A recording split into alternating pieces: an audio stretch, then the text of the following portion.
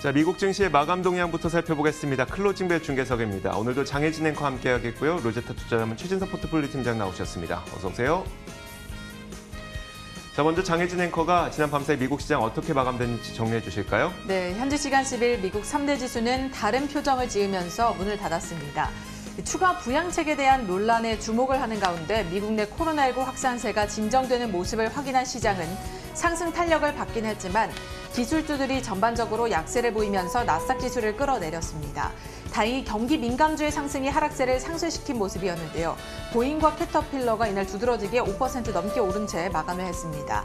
이날 장 초반의 상승세를 주도해줬던 가장 큰 요인으로는 미국 내 코로나19 확산세가 둔화하고 있다는 점이었습니다. 전날 미국 내 코로나19 신규 확진자 수가 약 4만 7천 명으로 일주일 만에 최저치를 기록했기 때문인데요. 지난주부터 신규 확진자 수가 줄기 시작하면서 확산세가 누그러지는 모습을 보여 바이러스가 통제가 될 수 있다는 기대를 자극했습니다. 한편 미국의 신규 부양책 불확실성은 이날도 여전했습니다. 부양책에 대한 합의를 이뤄내지 못하자 트럼프 대통령은 예고했던 대로 행정조치에 전격 서명을 하는 등 독자적인 행동에 나섰죠. 이를 두고 법적 문제에 직면할 수 있다는 지적이 나오는 가운데 과연 400달러로 줄어든 실업보험 지원이 경제 부양에 충분할지 여기에 대해서도 의구심이 제기되고 있습니다. 또 투자자들이 트럼프 대통령의 행정조치가 실제로 시행이 될지 관심을 두고 있다는 분석도 제기되고 있습니다. 일각에서는 이 행정조치가 민주당에게 부양책에 합의하라는 압박을 가할 하나의 방법일 수 있다는 해석도 나왔습니다. 이런 가운데 미국과 중국의 갈등은 나날이 악화되고 있는데요. 이날은 중국의 외교부가 마크 루비오 상원의원을 비롯해서 미국 정치인과 비정부기구 NGO 인사 11명을 제재했다고 밝혔습니다. 미국이 캐리람 홍콩 행정장관 등을 제재한 데 대한 보복 조치인 것으로 보이는데요. 다만 미국 기업에 대한 보복이 아니라서 경제에 직접적인 영향을 미치진 않을 것으로 보고 여기에 대해서는 시장에서 크게 반응하진 않았습니다. 이보다는 양국이 돌아오는 15일 현지 시간 토요일에 1단계 무역합의 이행 상황을 평가하는 고위급 회담을 열 예정인데 여기에서 과연 어떤 결과가 나올지 더욱 주목을 하는 모습이었습니다. 이날 나온 지표까지 간단히 함께 살펴보시면 고용과 관련된 지표들이 발표가 됐는데 고용시장이 회복을 하고 있다는 것을 보여줬습니다. 미국의 7월 고용 추세 지수가 50.89를 기록해서 석 달 연속 반등을 하는 모습을 보였고요. 지난 6월 채용 공고도 589만 명으로 집계돼 그 전달인 5월보다 52만 명 증가한 것으로 나타났습니다. 보다 자세한 마감 상황도 함께 보시죠. 먼저 다우지수입니다. 이날 1.3% 가까이 오르면서 27,791포인트의 거래에 마쳤고요. 꾸준한 상승세를 이어가는 모습이었습니다. 이어서 나스닥 지수도 함께 보시죠. 홀로 하락하면서 장을 마쳤는데요. 0.4% 빠지면서 1,900선에 안착하는 모습이었고요. 초반 하락 반전의 낙폭을 키우다가 막판에 이 하락폭을 조금은 줄여가는 모습이었습니다. 마지막으로 S&P 500 지수입니다. 0.3% 가까이 올라서 3,360선에 거래 마쳤고요. 장중에 반락하기도 했지만 이내 회복을 했고 상승폭은 그다지 크지 않았습니다. 이렇게 코로나19의 완화세에도 추가 부양책에 대한 합의 논란과 여전히 지속 중인 미중 갈등 때문에 미국 3대 지수는 혼조세로 장을 마쳤습니다. 이날 증시를 어떻게 분석해보면 좋을까요? 네, 결국은 잠재적인 악재가 좀 남아있기는 하지만은 무엇보다도 미국에서 좀 코로나19가 완화 조짐을 보이고 있다는 점, 여기에 또 백신 개발이 지속되고 있기 때문에 이런 것을 뒷받침으로 한 경기 회복 기대 때문에 결국은 좀 순환매 본격화 기미가 관측이 됐다라고 정리를 할 수가 있겠습니다. 월드오미터에서 집계하기를 미국에서의 신규 환자가 8월 9일에 이제 4만 명대 후반을 기록을 했고 8월 10일에도 오후까지 집계를 해봤을 때는 한 2만 명대 초반에 좀 그치고 있습니다. 완연한 좀 이 회복세가 좀 나타내고 있는 것 같고요. 그리고 문우신 재무장관이 추가 재정 부양 협상에 대해서 준비가 돼 있다라고 얘기를 하면서 정치권에서는 계속해서 좀 계류 상태지만은 그래도 협상 재개에 대한 불씨를 살리는 발언을 내놓고 있다는 점도 우호적인 투자 심리를 좀 지지를 하는 것 같습니다. 경기 회복 기대가 좀 상승을 하니까 산업재 업종이라든지 금융업종, 소비재 등의 그간 좀 고통받았던 업종들이 강세를 보였고요. 다만 이 같은 이 업종의 강세가 기술주의 좀 약세를 대가로 하는 바람에 좀 혼조세가 지수별로 나타났던 것 같습니다. 자, 이어서 상품 시장도 정리해 보도록 하겠습니다. 국제 유가가 지난 밤 사이에 큰 폭으로 뛰어 올랐습니다. WTI 가격이 거의 2% 가까이 올랐는데요. 어제 발표됐었던 중국 공장 관련된 지표가 긍정적이었던 데다가 추가 부양책에 대한 기대감이 존재를 하다 보니 국제 유가가 올랐습니다. WTI 가격은 지난 밤 사이에 1.8% 넘게 올라서 41.99달러의 선물 시장에서 조금 전에 마감됐습니다. 자, 이어서 국제 금값도 살펴보도록 하겠습니다. 금값은 다소 혼조 양상을 보였습니다. 바로 옆에 보이는 차트에서 보시는 것처럼 2060선까지 오르기도 했었던 금값이 다시 하락해서 2030선 정도까지 내려가는 모습이 나타나기도 했었는데요. 최근 계속 이어지고 있었던 달러 약세가 다소 둔화되고 있습니다. 이뿐만 아니라 부양책이 아직 합의가 이루어지고 있지 않다 보니까 부양책 합의 여부를 기다려보자는 관망 심리까지 작용을 하면서 금값은 다소 둔화됐다는 그런 분석이 나오고 있습니다. 지난 밤 사이에 금값은 0.46% 올라서 2037.2달러 선에 거래가 마감됐습니다. 자, 이어서 금리도 한번 살펴보도록 하겠습니다. 비슷한 맥락의 분석들이 나오고 있는데요. 미중 갈등 상황이 이어지고 있고 추가 부양책을 기다려보자는 관망 심리가 이 금리를 이 혼조세로 마감시켰다는 분석입니다. 소폭 올라서 0.583%에 마감이 됐고요. 마지막으로 달러 인덱스입니다. 달러 약세가 끝난 것인지 그건 확실하게 어느 누구도 알 수는 없습니다만 달러 약세 기조가 다소 둔화된 것만은 사실인 것 같습니다. 지난 밤 사이에도 0.2% 소폭 올라서 93.62에 마감됐습니다. 자, 이렇게 상품 선물 시장 살펴봤습니다. 글로벌 외신 확인하도록 하겠습니다. 자, 첫 번째 소식부터 살펴볼게요. 팀장님, 어떤 내용일까요? 네, 최근에 이 시장이 코로나19 백신의 현실화 가능성을 과소평가하고 있다는 분석을 제시를 했던 골드만삭스가 이번에는 비슷한 로직을 들어서 미국에 대한 성장 전망을 상향했다라는 소식입니다. 골드만삭스가 이 내년에 미국의 성장률이 6.2%에 달할 것으로 예상을 했는데요. 2분기까지는 최소 한 가지의 백신은 대량 보급이 될 것이다라고 이 논리를 제시를 했습니다. 그리고 참고적으로 골드만삭스의 기존 내년 미국의 성장률 전망은 5.6%였습니다. 이게 이 현지 시각으로 8월 9일 일요일자로 나타났던 그 리서치 노트였는데요. 골드만삭스는 또 내년에 이 미국의 실업률 전망도 기존의 7% 대비해서 내린 6.5%로 예상을 했습니다. 이 같은 경기 전망에 대한 상향 이유로 코로나19 리스크 완화에 내년의 상반기에 소비자들의 서비스 지출이 좀 증가할 것으로, 급증할 것으로 예상을 했습니다. 골드만삭스는 다만 최소 1.5조 달러 정도의 재정 부양 패키지가 8월 중에 통과할 것으로 예상을 하면서도 합의 불발 확률이 최근에 높아졌다라는 경계론을 함께 제시하기도 했습니다. 이렇듯이 의회의 4차 재정 부양 패키지 합의 실패를 경기 회복을 지연시킬 만한 단기적인 하방 리스크로 지목을 했습니다. 자, 골드만삭스의 전망처럼 정말 경기 회복이 우리의 기대보다 더 크다면 경기 민감주로의 자금 쏠림이 이어질 수 있을까요? 모건 스탠리도 일단은 경기 회복 가속화 부분에 대해서는 동의를 하고 있었습니다. 내년의 실적이 투자자들의 기대를 넘을 것이다라는 분석을 제시를 했고요. 특히 2분기에 가처분 소득이 좀 급반등한 점에 좀 기대를 걸고 있었습니다. 그리고 말씀해 주셨듯이 이 순환매에 대한 기대도 좀 확실히 나타나고 있는 것 같습니다. 에보코 같은 경우에도 4차 재정부양 협상 진전, 낮게 유지될 실질금리, 그리고 코로나19 확산세 둔화 등이 강한 경기 민감주, 그리고 소형주들의 랠리를 뒷받침할 것이다라는 분석을 제시를 했습니다. 그럼 어떤 업종이 과연 각광을 받게 될 것이냐? 소위 말해서 비튼다운이라고 얘기를 하죠. 많이 좀 피해를 받았던 업종들이 이제는 좀 반등할 기대감이 좀 올라오고 있는 상황인데요. 성적표를 한번 놓고 본다면은 팩트셋의 집계에 따르면은 금융업종이 올해 20% 하락을 했고, 에너지 업종이 38.5% 하락을 했고, 또 산업재 업종도 7.7% 하락한 상태를 좀 유지를 하고 있습니다. 네, 경기 민감 섹터의 실적 반등에 대한 확신이 있어야 확실한 이 순환매도 나타날 텐데 여기에 대한 전망은 어떻습니까? 네, 일단 실적 전반에 대한 기대감은 좀 살아나고 있는 것 같습니다. 골드만삭스가 미국 경제에 대한 전망을 상향한 것뿐만이 아니라 지난 8월 7일 금요일에는 올해 S&P 500 기업들의 EPS 전망치 역시도 115달러에서 130달러로 상향 조정을 했습니다. 여전히 20% 이상 YOY 감소세긴 하지만요.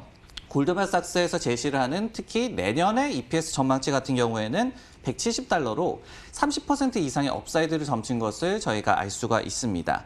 섹터별로 한번 따져보자면요. 팩트셋에 따르면은 8월 7일 기준으로 내년에 실적 업사이드가 최대로 나타날 것으로 예상되는 업종이 산업재의 이 실적이 85% 증가할 것으로 예상이 되고 있고, 그리고 경기 소비재 같은 경우에도 84% 실적이 개선될 것으로 지금 예상이 나타나고 있습니다.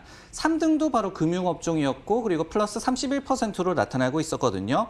그렇기 때문에 앞서 말씀드렸던 어떤 경기 회복에 대한 긍정적인 시나리오가 맞아떨어진다면은 이렇게 이들 업종에 대한 내년 실적 반등을 믿고 관심도가 높아지는 것 역시도 좀 일리가 있는 분석이라고 정리를 할 수가 있겠습니다. 네, 다음 뉴스는 이조 앵커의 픽입니다. 내용 확인해 보겠습니다. 자, 지난 7월에 미국 연준이 미국 기업들의 회사채 매입, 여기에는 이제 정크 등급의 회사채뿐만 아니라 블루칩 회사채까지 매입을 이어갔던 것으로 확인이 됐고요. 또 실물 경제에 대한 대출 프로그램까지 지난 7월부터 개시를 한 것으로 확인됐습니다. 이 기사를 통해서 우리가 확인할 수 있는 것은 여전히 지금 연준이 돈을 많이 풀었음에도 불구하고 더 이상 그 많은 수많은 막대한 자금의 실탄이 연준에게 여전히 남아있다라는 것을 확인할 수가 있는데요. 한번 살펴보도록 하겠습니다. 자, 미국 연준은 지난 7월 시장에 약속했던 대로 정크 등급 회사채를 매입했을 뿐만 아니라 마이크로소프트나 아니면 코카콜라 이런 블루칩 기업들의 회사채도 매입한 것으로 확인이 됐습니다. 연준은 유통시장과 발행시장 모두에서 이 채권을 매입하겠다고 약속한 바가 있죠. 그 약속을 지켜나가고 있는 것으로 확인이 됐는데요. 실물 경제에 대한 대출 프로그램도 확대가 됐습니다. 처음으로 시작이 됐는데 연준이 처음 약속했던 실물 경제에 대한 대출 프로그램이 6천억 달러 정도였습니다. 그 가운데 이번 7월에 이루어진 것이 9,200만 달러인데요. 1억 달러가 안 되죠. 6천억 달러 가운데 1억 달러도 안 썼다는 거 보면 대출 프로그램도 여전히 수많은 실탄이 남아 있는 것이고요. 자산 매입, 즉 채권 매입 프로그램도 한번 살펴보도록 하겠습니다. 폭스바겐이나 토요타 같은 이 수많은 팬데믹으로 인해서 피해를 받은 그런 기업들에 대한 이 채권 매입이 이루어졌고, 또 연준은 9월 말까지 유통시장에서 2,500억 달러 그리고 발행시장에서 5천억 달러 정도를 매입하겠다고 밝혔는데 지금 여러분들이 이 표에서 보이시는 게 바로 35억 달러 정도입니다. 2,500억 달러 가운데 35억 달러. 여전히 수많은 금액의 채권을 매입할 수 있는 자금이 남아있다는 얘기고요. 또 기사에서 확인할 수 있는 내용을 보면 발행시장 5천억 달러는 아직 시작조차 하지 않았다고 하니까 그만큼 여전히 연준의 실탄은 많이 남아있는 것으로 확인이 되고 있습니다. 팀장님, 그런 식으로 좀 이해를 해도 될까요? 네, 그렇게 충분히 이해를 해도 될 것 같습니다. 코로나19 팬데믹 초기에 이 연준이 긴급 FOMC까지 열면서 빠르게 제로금리로 회귀를 했죠. 그리고 무제한 QE 정책도 발표를 했는데 그 이후에도 확실한 좀 버팀목 역할을 연준이 해주고 있는 것 같습니다. 그리고 수치상으로도 좀 나타났듯이 공헌한 규모에 비해서 턱없이 낮은 규모만 현재는 지원을 하고 있죠. 즉 실탄이 아주 충분하다는 얘기가 되겠고, 그리고 연준에서 실탄이 마를 일이 없다라고 한 얘기도 좀 신뢰도가 올라가는 그런 내용이다라고 볼 수가 있겠습니다. 여기에 한 가지 더해서 재정 부양과 마찬가지로 연준의 좀 지원책도 컨셉이 좀 확실하다라고 보여지죠. 경기 회복 때까지는 일단은 취약 산업의 붕괴를 막는 브릿지 역할을 하는데 좀 집중을 하고 있습니다.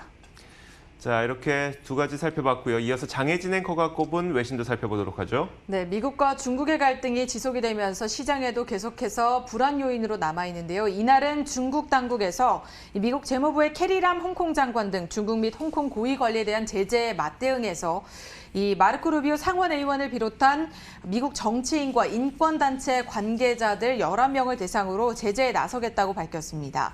중국 외교부 대변인은 기자회견을 통해서 미국 상원 정보위원회 위원장 대행인인 마르코 루비오 공화당 상원의원과 테드 크루즈 공화당 상원의원, 케네스 로스 국제인권감시단체인 휴먼 라이츠 워치의 사무총장 등 정치인과 비정부 기구 인사 11명이 제재를 받게 됐다라고 밝혔는데요. 이 대변인은 또 미국은 공공연하게 홍콩 사무와 중국 내정을 미국에서 마음대로 간섭을 하고 국제법과 국제관계 기본 규칙을 심각하게 위반을 했다면서 여기에 중국은 강력히 반대를 하고 대응에 나설 것이다라고 밝혔습니다. 사실 지난달에도 신장 위구르 자치구 문제와 관련한 미국의 제재에 대해서 이 중국 측에서는 루비오 상원의원과 크루즈 상원의원을 이미 제재하기로 한 바 있습니다. 이를 두고 루비오 상원의원은 트위터에 이런 말을 남겼는데요. 지난달에는 중국에서 날 금지시켰고 오늘은 제재를 한다고 밝히고 있다. 그들이 나를 좋아하지 않는 것으로 여겨진다라는 그런 반응을 보이기도 했습니다. 이번 제재에 대한 구체적인 내용은 사실 공개가 되지 않았고요. 트럼프 행정부 관료는 다만 포함되지 않은 것으로 알려지고 있습니다. 이렇게 중국 당국이 미국의 제재에 강력하게 대응에 나서면서 양국이 한치도 양보하지 않을 그런 입장을 밝히고 있는데요. 만일 이 갈등 상황이 계속해서 지속이 된다면 이로 인해서 피해를 볼 업종이 있을 것 같습니다. 어떤 업종들이 좀 영향을 받을까요? 네, 물론 양측이 취할 조치의 그 유형에 따라서 결과는 좀 달라지겠죠. 하지만은 일반적으로 봤을 때는 대형 기술주라든지 그리고 중국 소비 관련주의 피해가 가장 클 것으로 저희가 예상을 해볼 수가 있을 것 같습니다. 과거에 좀 관세 전쟁이 일어났을 때도 애플이 무역 갈등 피해주로서 포스터 차일드다, 즉 굉장히 대표주다라는 얘기가 많이 나왔었고요. 그 외에도 어떤 화웨이 제재와 관련해서 반도체주 그리고 나이키 등의 중국 소비와 관련된 업종이 좀 피해를 받을 것으로 예상이 됐었습니다. 실제로 이들 기업에 대해서 실적 피해가 가지는 않더라도 어떤 심리적인 타격이 있을 것이고 여기에 또 차익 실현의 비밀을 제공할 가능성을 저희가 염두를 하고 이 사안을 지켜봐야 될 것 같네요. 알겠습니다. 자, 이렇게 지난 밤사이 나왔던 여러 가지 글로벌 이슈 살펴봤고요. 이어서 기업 뉴스 살펴보도록 하겠습니다.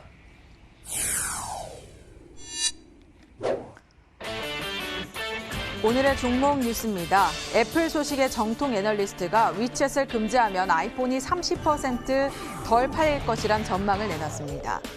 사이먼 프로퍼티의 백화점과 쇼핑몰을 아마존의 주문 처리 센터로 운영하는 방안을 검토 중에 있는 것으로 알려졌습니다. 마지막으로 항공주들이 미국의 공항 검문소 이용 증가 소식에 이날 급등하는 모습을 보였습니다. 자, 첫 번째 기업부터 살펴보겠습니다. 애플에 대한 어떤 그 투자 의견이 나왔는데 팀장님 어떤 내용일까요? 네, 애플 소식에 굉장히 정통한 것으로 유명한 대만 TF증권의 권밍치 애널리스트라는 사람이 있죠. 이분이 이제 중국의 카카오톡이라고 할 수 있는 위챗을 금지했을 때 아이폰 판매가 최대 30% 감소할 수 있을 것이다라는 경고 섞인 그런 분석을 내놨다라는 소식입니다. 권밍치는 제재 수위별로 시나리오를 좀 나눠서 영향을 예상을 했는데요. 첫 번째로 위챗이 미국의 애플 앱스토어에서만 제거될 경우에 글로벌 아이폰 판매가 한 3에서 6% 정도 감소할 것으로 예상을 했습니다. 하지만 두 번째로 전 세계적으로 위챗이 금지됐을 경우에는 글로벌 아이폰 판매량이 25에서 30% 급감할 것으로 예상을 했는데요. 다른 하드웨어 판매도 15에서 25% 정도 감소할 것으로 예상을 했습니다. 위챗의 전 세계 월 활성 이용자 MOU 수가 12억 명에 달한다라고 이 애널리스트는 분석을 했거든요. 그러면서 채팅뿐이 아니라 결제라든지 전자상거래 그리고 뉴스 리딩 등의 기능을 중국 유저들이 필수로 여기고 있기 때문에 이 같은 피해가 예상된다라고 분석을 했습니다. 다만 위챗 금지와 관련한 행정명령에도 유예 기간이 좀 존재를 하고 있기 때문에 사안을 더 지켜볼 여지는 있다라는 게 권밍치 애널리스트의 분석이었습니다. 자, 중국은 애플의 또 핵심 시장 가운데 하나 아니겠습니까? 최근 중국 내에서의 애플의 입지는 어땠나요? 애플이 올해 2분기에 중국 시장에서 굉장히 좋았습니다. 아이폰 740만 대를 팔았거든요. 그러면서 YOY 기준으로 32%나 증가를 했습니다. 전반적인 스마트폰 업황이 좋지 않았음에도 불구하고 굉장히 좀 약진을 했다라고 해석이 되고요. 점유율 같은 경우에도 전년 동기 6%에 비해서 높아진 9%를 기록하기도 했습니다. 결국은 저가 모델 등이 중국에서 굉장히 어필을 하고 있다라고 저희가 해석을 할 수가 있을 것 같습니다.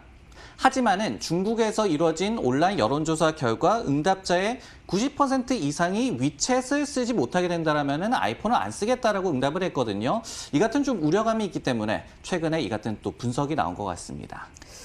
네, 한편 아까도 말씀을 해주셨듯이 미중 갈등으로 인해서 좀 피해를 볼 수 있는 기업으로 애플을 꼽았었는데 애플이 이날 중국 관련 우려에도 불구하고 주가는 상승세를 탔습니다. 그 원인은 어디에 있다고 봐야 될까요? 네, 일단은 실질적인 제재와 그리고 피해 여부를 지켜보자라는 심리가 있을 것 같고요. 또 무엇보다도 스트리트 하이라고 얘기를 하죠. 오늘 월가 최고 목표 주가를 제시한 또 애널리스트가 나타나서 애플에 대한 우호적인 투자 심리를 좀 유지를 시킨 것 같습니다. 웨드부시에서 목표 주가를 475달러에서 515달러로 상향 조정해서 제시를 했는데요. 아이폰 12의 슈퍼사이클이 기대된다라고 얘기를 했고 그리고 최상의 시나리오시는 주가가 600달러까지 치솟을 수 있을 것이다라는 전망을 내놓았습니다. 지금 전 세계 아이폰 한 9.5억 대 가운데서 3.5억 대 정도는 업그레이드 대기 수요다라고 얘기를 했거든요. 그러면서 애플에 있어서는 향후 1년에서 1년 반 정도가 굉장히 큰 기회가 될 것이다라고 분석을 하기도 했습니다. 네, 다음 종목 뉴스는 이조 앵커의 픽입니다. 내용 확인해 보겠습니다. 자, 아마존이 JC펜이나 시어스 같은 백화점이 문을 많이 닫게 되자 그 부지를 갖고 있는 사이먼 프로퍼티 그룹과 함께 이 장소를 아마존의 이 주문 처리 센터로 사용하시는 것이 어떤지 검토하고 있는 것으로 나타났습니다. 사이먼 프로퍼티 그룹은 수많은 쇼핑몰과 JC펜이 아니면 시어스와 같은 백화점들에게 부지를 빌려주는 그런 사업을 영위하고 있는 기업이죠. 코로나 팬데믹으로 인해서 백화점들의 문을 많이 닫았었고 또 백화점은 아마존의 그 인터넷 쇼핑에 밀려서 사실 그 전부터 별로 좋지 못했었고 이미 파산 보호 신청을 했던 백화점들이 굉장히 많습니다. JC펜이도 그렇고요. 자, 그러다 보니까 사이먼 프로퍼티 그룹의 주가는 이미 반토막이 난 상태인데 과연 이것이 사이먼 프로퍼티 그룹의 주가를 좀 올려줄 수 있을지 궁금합니다. 자, 그 내용을 한번 살펴보면요. 아마존은 지금 현재 배송의 혁신을 위해서 라스트 마일 분야를 좀 개혁하려고 여러 가지 노력을 하고 있습니다. 빠르고 저렴한 배송이 이루어지기 위해서는 라스트 마일이 잘 돼야 되는데 주문 처리 센터라고 하는 것은 라스트 마일 배송을 위한 거점으로 이해하면 크게 다르지가 않은데요. 이 소비자에게 주문한 제품이 전달되는 그 마지막 단계를 우리가 라스트 마일이라고 하죠. 백화점과 쇼핑몰을 만약에 아마존의 주문 처리 센터로 사용을 하게 된다면 백화점과 쇼핑몰은 이미 소비자들과 거리가 근접한 그곳에 위치를 했기 때문에 아마존의 주문 처리 센터로 사용하기도 좀 적합하다. 이런 분석도 가능할 것 같습니다. 참고적으로 말씀드리자면 JC펜이는 154개의 매장을 문을 닫았고 파산 보호 신청을 지난 5월에 했습니다. 그리고 시어스도 백화점 96개 매장을 이미 문을 닫았기 때문에 그 부지를 어떻게든 사용해야만 사이먼 프로퍼티 그룹도 돈을 벌을 수가 있을 텐데 팀장님 이 내용 좀 어떻게 이해를 해야 될까요? 아마존 같은 경우에도 오프라인 역량을 강화하려는 노력을 지속해왔습니다. 그렇기 때문에 양측의 이익관계가 맞는 좀 콜라보레이션이 될 수도 있을 것 같고요. 그러면서 사이먼 프로퍼티의 오늘 주가도 정규장에서 5% 넘게 올랐죠. 일단은 반응이 나쁘지는 않았습니다. 이 SPG와 관련을 해서 이 사이먼 프로퍼티의 티커가 SPG입니다. SPG와 관련을 해서는 마켓워치에서 집계를 하는 평균 투자 의견은 비중 확대고 목표 주가도 80달러대로 나쁘지는 않습니다. 다만 조금 전에 실적을 발표를 했는데요. 이 기업 같은 경우에 2분기에 매출이 약 한 20% 감소할 것으로 예상이 됐었고 그리고 이 기업도 일종의 리츠 기업이기 때문에 저희가 EPS보다는 현금 창출력, FFO라는 지표를 봅니다. 이 지표 역시도 YOY 기준으로 25% 감소가 예상이 됐었는데 이 같은 좋지 않았던 전망치에도 불구하고 매출과 FFO 모두 좀 미스가 났습니다. 그러면서 지금 주가가 좀 하락하는 반응을 나타내고 있거든요. 결국은 팬데믹의 여파로 부지 이용이 줄면서 좀 타격을 입었다는 얘기가 되겠고 즉 이런 아마존과의 콜라보보다는 실적 부분에서 좀 풀리는 게 이 종목에 있어서는 좀 더 급선무라고 보여집니다. 알겠습니다. 뉴스만 보고 지금 당장은 판단하기 좀 어렵다는 이야기겠네요. 좋습니다. 이어서 장혜진 앵커가 꼽은 기업도 살펴보도록 하죠. 네, 이날의 특징주로도 꼽을 수 있겠는데요. 항공주들이 이날 급등하는 흐름을 보였는데 그 이후로 미국의 공항 검문소에 이용객이 늘고 있다는 소식이 들리자 항공주들의 주가가 급상승한 것으로 보입니다. 미국의 교통안전국 TSA는 지난 3월 팬데믹 이후에 처음으로 미국 공항 검문소에서 일요일 이 하루 동안 80만 명 이상을 검진했다라고 밝혔습니다. 지난해에 약 250만 명이 하루 검사를 받은 것에 비하면 사실 매우 적은 수치긴 합니다. 약 70% 감소한 수치지만 어쨌든 이 코로나19의 여파로 가장 큰 타격을 받은 항공 수요가 그래도 회복을 하고 있다라는 그런 모습을 나타내고 있어서 항공주의 주가는 이 소식에 힘입어서 상승을 한 것으로 보입니다. 미국의 최대 20개 항공사는 또 지난 6월에 1,630만 명의 승객을 수송한 것으로 나타났는데요. 월간 기준입니다. 작년 같은 달에 비하면 80% 감소했지만 그 전달인 5월과 비교를 하면 2배에 가량 늘어난 수치입니다. 코로나19의 확산으로 미국 항공사들은 지난 4월에는 승객 300만 명을 기록하는 등 정말 최악의 상황을 맞으며 사상 최저치를 썼는데요. 특히 코로나19 재확산으로 회복을 하는가 싶었지만 이 항공 수요가 다시 고꾸라지면서 아메리칸 항공과 유나이티드 항공 같은 경우에는 6만 명 이상의 직원에게 해고의 가능성에 대해서 경고를 하기도 했습니다. 트럼프 대통령은 지난주에 브리핑을 통해서 이 항공사들을 잃고 싶지 않다며 추가 지원에 대한 지지 의사를 밝히기도 했는데요. 이에 따라서 미국 정부는 항공사에 250억 달러, 우리 돈으로는 30조 원에 달하는 정부 자금이 추가로 수혈될 것으로 보입니다. 사실 이 항공업계는 코로나19의 여파로 굉장히 많이 떨어졌어서 이제는 좀 회복할 만하다라는 그런 의견들이 나오고 있는데 최근에 이 월가에서는 항공주에 관련된 의견 어떤 전망들을 내놓고 있을까요? 네, 경제 전체와도 좀 유사한 흐름이다라고 말씀을 드릴 수가 있을 것 같습니다. 최악의 상황은 정부 지원, 즉 브릿지 역할로 좀 막고 결국은 항공 수요 회복과 더불어서 회생할 것이다라는 기대감이 좀 고조되고 있는 것 같아요. 공항 보안 검사 인원 같은 경우에도 예전에도 좀 회복이 됐다가 재차 좀 둔화됐던 경험이 있기 때문에 경계감은 남아 있습니다. 하지만은 최근에 이런 코로나19의 완화 추세와 좀 동반되고 있다는 점은 긍정적으로 해석을 할 수가 있을 것 같습니다. 다만 이 7월부터 상황이 악화됐을 가능성은 저희가 좀 염두를 해야 될 것 같습니다. 지금 나오고 있는 데이터가 한 6월까지이기 때문이죠.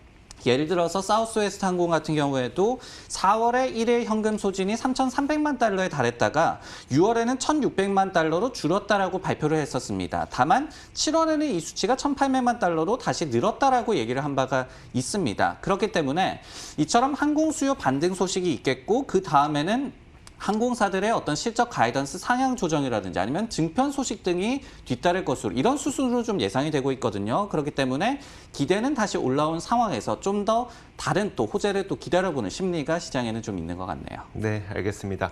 자, 이렇게 지난 밤사이 나왔던 여러 가지 일들 다 정리해드렸습니다. 지금까지 장혜진 앵커와 함께했고요. 로제타 투자자문 최진석 포트폴리오 팀장 수고하셨습니다. 고맙습니다.